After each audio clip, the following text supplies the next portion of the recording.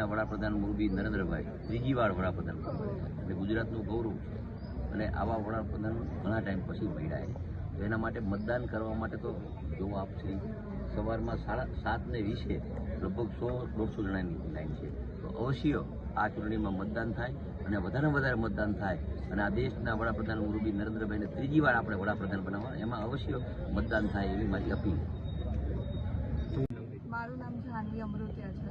હું બધાને એ કહેવા માંગુ છું કે જરૂરથી મતદાન કરજો અને આપણે યંગસ્ટર્સને સમજવાનું છે કે આપણું ભવિષ્ય કેવું કરવું. તો પાક્કું આ વખતે અબકી બાર 100 કે પાર.